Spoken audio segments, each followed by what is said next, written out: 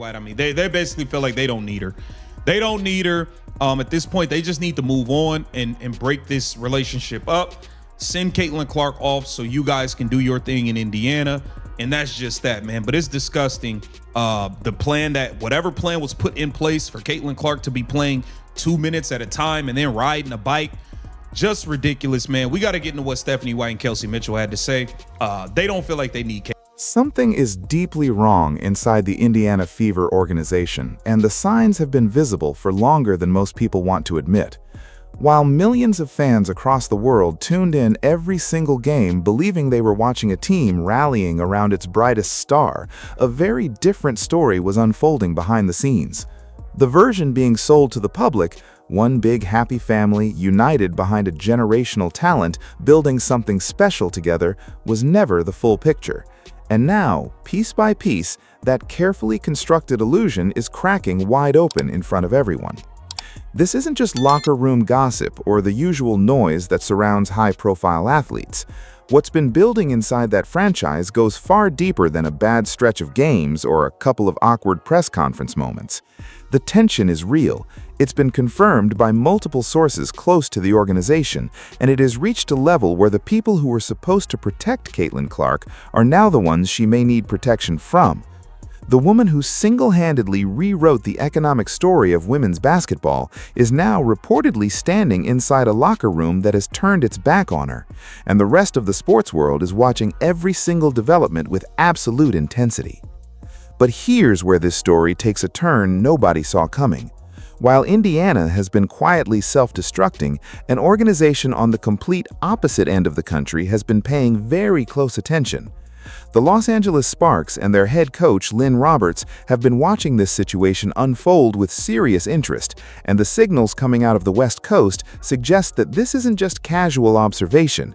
There are real conversations happening, real numbers being discussed, and a real possibility that the biggest name in women's basketball could be suiting up under the California sun sooner than anyone expected. Tonight, we're breaking down exactly how it all got to this point.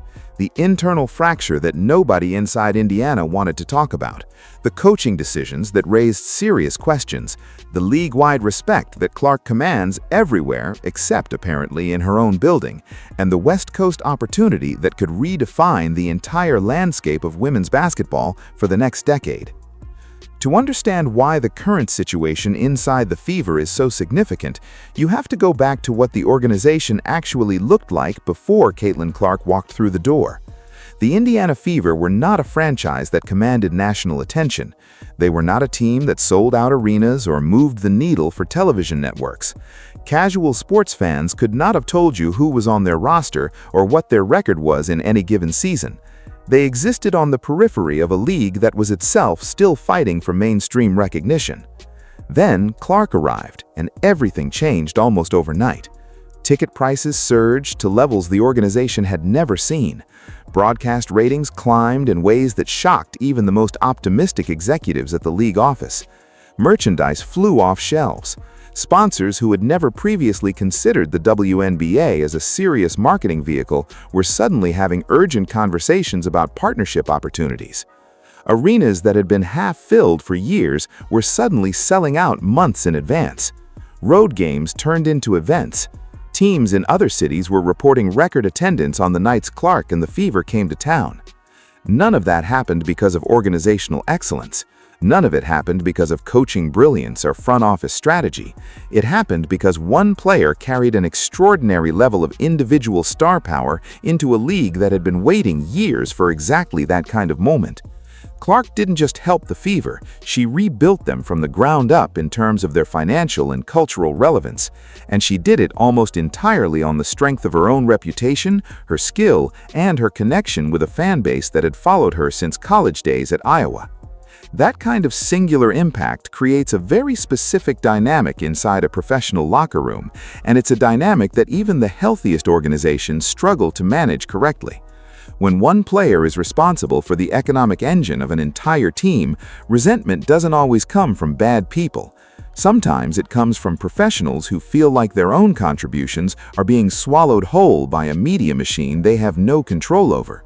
That doesn't make the resentment justified, but it does make it understandable.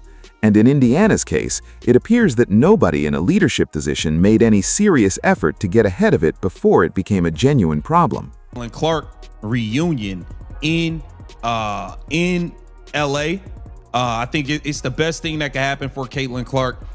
She got to find a way to get to LA, man. Aaron Kane, you got to get on the horn and get her to LA. Now, take a look at Stephanie White, not even understanding how to get Caitlin Clark and Kelsey Mitchell to play good together. They don't like, despite the numbers, it's usually like one plays good, the other plays just okay. Like it's never like both of them dominating. The first signs that something wasn't right didn't come in the form of a dramatic confrontation or a public blow-up. They came in smaller, quieter moments that individually seemed easy to explain away, but collectively painted a very clear picture. Post-game press conferences where the energy felt slightly off. Quotes that, when read carefully, seemed to draw subtle distinctions between individual effort and team contribution. Body language between players that didn't match the unified front the organization was publicly projecting. Kelsey Mitchell is one of the most talented guards in the WNBA. Nobody with any genuine basketball knowledge would argue otherwise. She can get to her spot on the floor, she can create her own shot, and on her best nights, she is genuinely difficult to contain. But the commentary surrounding her relationship with Clark has been consistent, and it has come from too many independent sources to simply dismiss. Analysts, commentators, and people close to the organization have all noted the same basic pattern. When Clark is playing at an elite level, Mitchell tends to operate in a reduced capacity. And when Mitchell is being aggressive, the offense runs in a way that doesn't always involve Clark at the level her skill set demands. Now, that kind of dynamic exists on a lot of professional teams, and the best coaches in the sport are specifically paid to find ways to make two elite players complement each other, rather than cancel each other out. The question that has been raised loudly and consistently by people watching the Fever from outside the building is whether Stephanie White has been able to do that. And the honest answer, based on the observable evidence, is that the results have been mixed at best. Coach Lynn Roberts of the LA Sparks was asked directly about preparing for the Fever, and her response said more about the league's perception of Clark than anything the Indiana coaching staff has communicated publicly. Roberts acknowledged that Clark changes the entire pace of the game. The teams have to extend their defensive positioning beyond where they would normally set it because Clark will pull up from distance the second she crosses half court. That level of tactical respect, coming from an opposing head coach in a pre-game media session, is significant. It speaks to the way Clark is viewed from the outside as a genuine game-altering force that demands specific preparation. The contrast between that kind of external recognition and the internal friction being reported out of Indiana is jarring, and it raises a question that doesn't have a comfortable answer. If opposing coaches are preparing for Clark with that level of seriousness, what exactly has been happening inside the Fever's own film room? Stephanie White has been under increasing scrutiny, and not all of it is fair. Coaching a team with two elite guards who have overlapping skill sets is genuinely difficult, and no coach gets everything right. The league is competitive, rosters have injury complications, and building chemistry between players takes time. All of that is true, and it deserves to be said clearly before anything else. But the questions being directed at White aren't purely about wins and losses. They're about whether the tactical and interpersonal management of this roster has served its most valuable player. And on that specific question, the critiques have been pointed and specific enough that they can't simply be waved away with general observations about the difficulty of coaching. The post-game press conferences have drawn attention in particular. On multiple occasions, White's comments have been parsed carefully by analysts who noted that the framing around Clark's performance and the team's performance seemed oddly disconnected.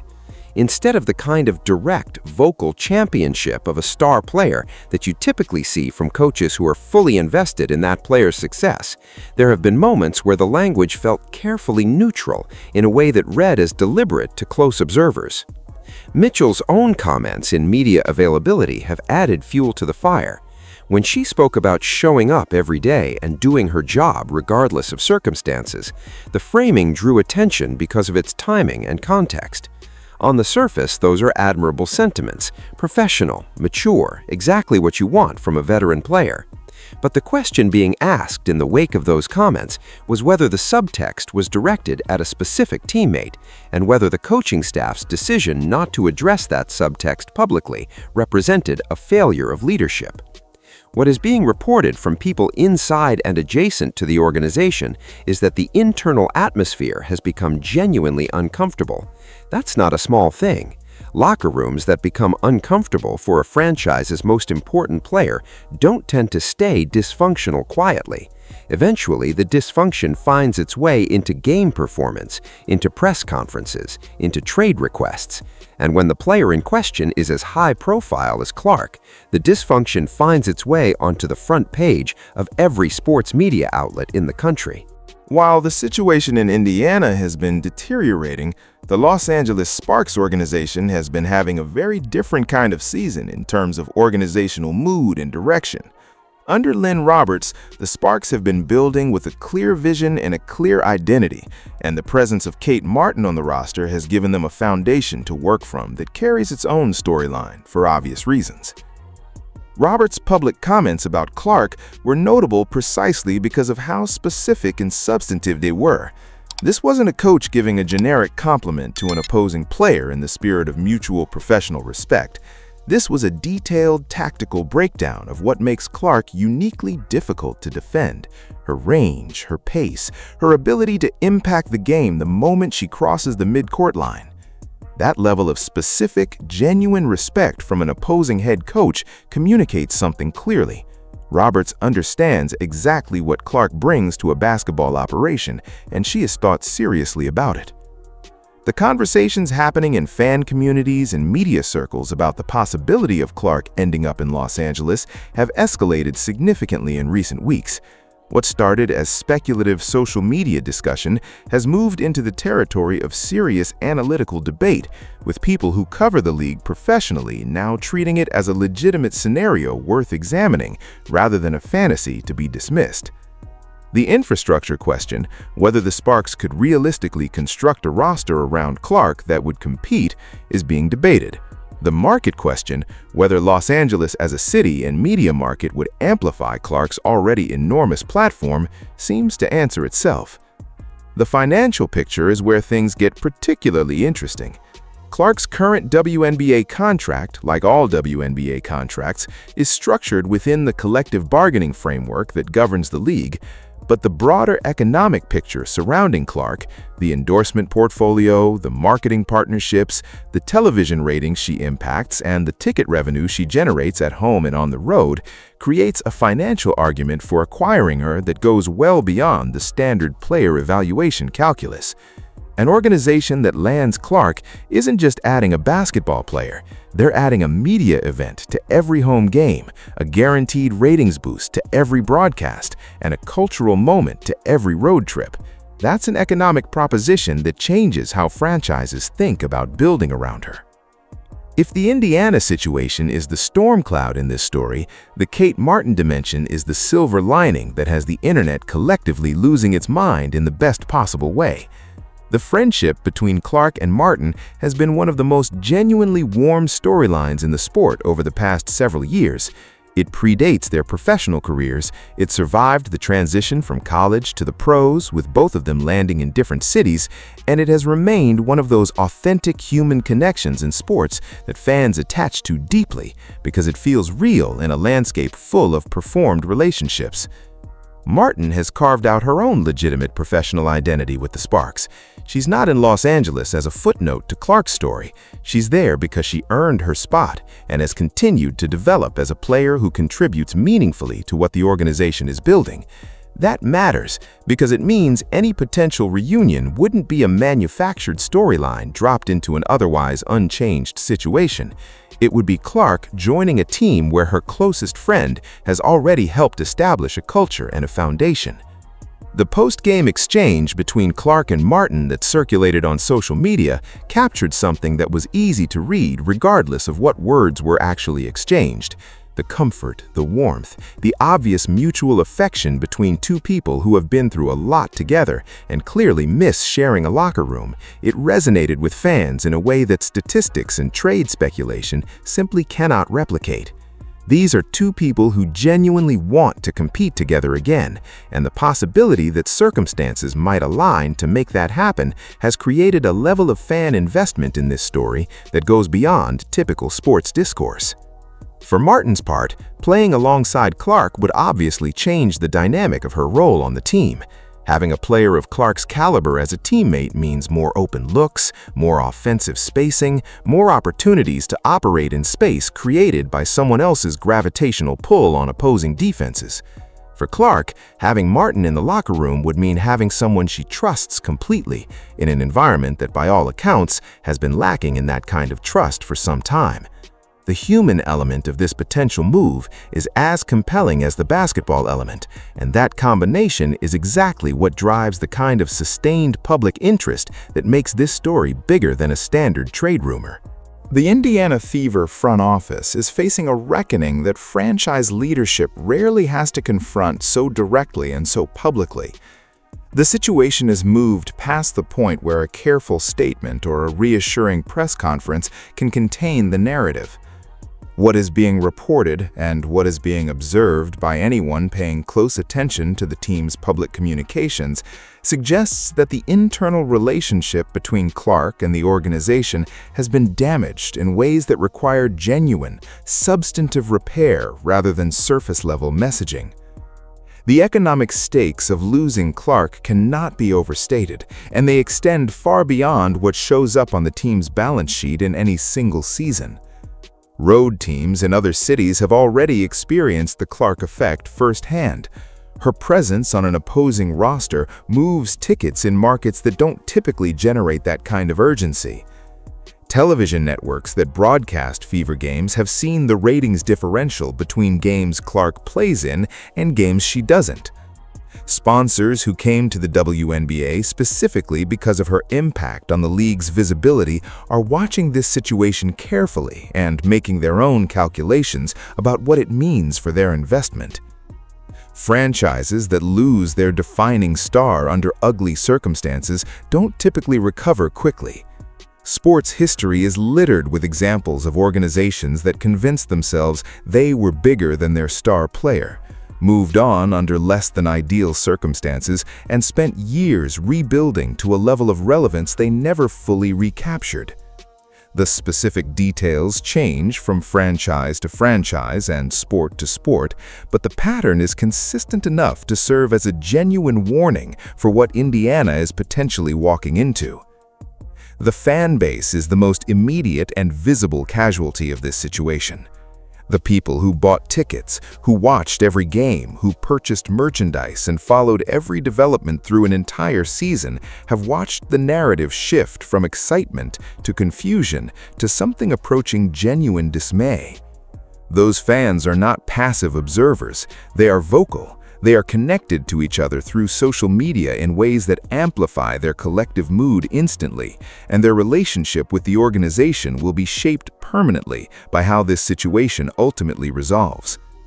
An Indiana Fever without Caitlin Clark is a very different proposition for that fan base than the one they signed up for, and the organization's leadership needs to understand that at a fundamental level. It would be easy to frame this entire situation purely in terms of drama, the betrayal, the conspiracy, the rivals circling like sharks. That framing is entertaining, and some of it reflects genuine dynamics at play. But the deeper story here is about something more significant than one team's internal problems or one player's potential change of scenery. What the Clark situation has exposed is the ongoing tension at the heart of professional women's basketball between the traditional structures of the sport and the new economic realities that a small number of transcendent players have created. The WNBA's collective bargaining framework, its salary structures, its roster management systems, all of it was designed for a league operating at a certain level of economic scale. Clark's arrival and the kind of commercial impact she brings has stress-tested that framework in ways the league is still working to fully process. When a single player is responsible for rating surges, attendance records, and sponsorship conversations at a level the sport has never previously experienced, the question of how that player is managed, by her team, by the league, by her coaches, becomes a question with enormous financial and cultural stakes attached to it. The Indiana situation isn't just about locker room chemistry. It's about whether the people inside that building truly understood the magnitude of what they had and acted accordingly. And the emerging consensus, based on everything that has come to light, is that they did not. Clark herself has handled the public dimension of this situation with a level of composure that speaks to both her maturity and her understanding of the moment she's operating in. She has not been the one generating conflict and press conferences.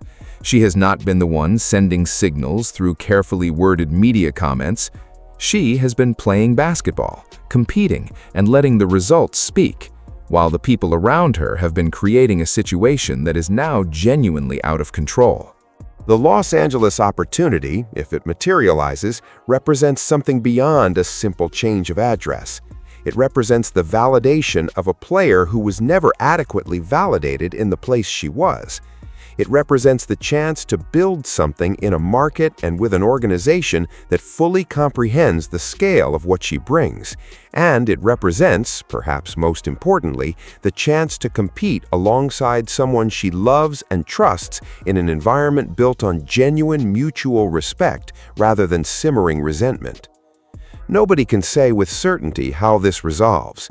The WNBA's roster and transaction rules create specific constraints on how and when players can move, and the timeline of any potential shift in Clark's situation will be shaped by those structural realities as much as by the interpersonal ones. The Indiana front office still has the opportunity to make decisions that could change the trajectory of this. Decisions about personnel, about coaching direction, about the fundamental organizational culture they want to build going forward. But opportunities to course correct don't stay open indefinitely. Every week that passes without meaningful, visible change in the internal dynamics of that franchise is another week that the Los Angeles storyline gains credibility. Every press conference that leaves observers with more questions than answers is another moment that erodes the confidence of a player who has every right to demand better from the organization around her. And every fan who watches this unfold and decides they've seen enough is a fan who may not come back as easily as the franchise might hope. The broader sports community is engaged with this story at a level that reflects how significant Clark has become as a cultural figure, not just as a basketball player. This isn't niche sports coverage anymore. This is mainstream national conversation, and the way it resolves will be observed and analyzed and debated long after the immediate headlines have faded. Whether Clark stays in Indiana and forces a genuine reset of the organization's culture, or whether she eventually moves to Los Angeles and joins forces with Martin on the West Coast, the story she's in the middle of right now is one of the most compelling in American sports. It involves talent, money, loyalty, betrayal, friendship, and the specific pressures that come with being the face of something much larger than a single basketball team. The only guarantee in all of this is that whatever happens next is going to matter to the players involved, to the franchises involved, to the fans who have invested so deeply in watching it unfold, and to the future of a league that is still figuring out exactly what kind of sport it wants to be in the era that Caitlin Clark created. Whatever you believe about how this situation should resolve, one thing is beyond debate. The women's basketball world is watching Indiana make decisions that will define this franchise for years to come. And right now, the franchise is not making those decisions well. The comment section is all yours. Where do you think Clark ends up, and what does it mean for the league if she does?